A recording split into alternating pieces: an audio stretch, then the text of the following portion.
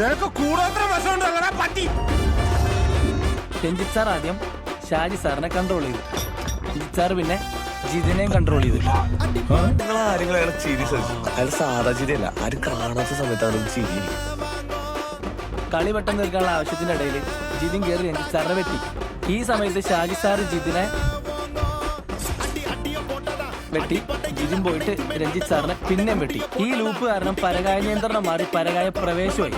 Body control മാറി body സ്വാപ്പായി. ഇപ്പൊ മനസ്സിലായ ജിതിൻ ഷാജി സാറിന്റെ ബോഡി, ഷാജി സാർ രഞ്ജിത്ത് സാറിന്റെ ബോഡി.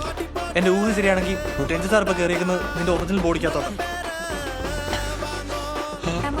സാറിന്റെ കണ്ണെന്തിനും ഡൊണേറ്റ് ചെയ്യാൻ അല്ല വേറെ ഓർഗൻസ്. എന്റെ അമ്മ, ഇയാള് രഞ്ജിത്ത് സാറിനേക്കാൾ ഓവറാണ്. ചെയ്തത് തെറ്റായി പോയി എന്ന് ഷാജി സാറിന് ഒരു ദിവസം മനസ്സിലാവും. അപ്പൊ സാറ് തന്നെ ആ ഡൈസുമായിട്ട് വരും. അതുവരെ മക്കൾ അത് വെച്ചിട്ട് ലുഡോ കളിച്ചു. നിന്റെ ഈ ലെക്ചറടി നിർത്തിയിട്ട് എന്റെ ഈ ബോഡിയിലേക്ക് എങ്ങനെ തിരിച്ചു കയറാൻ പറ്റുമെന്ന് പറ.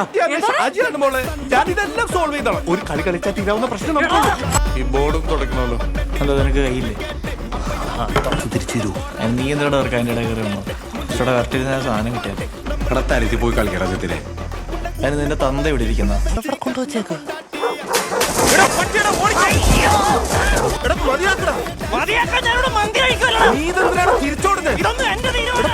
സമയം പോടുന്നു.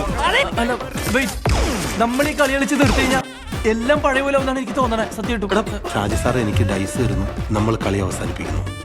ഓക്കെ.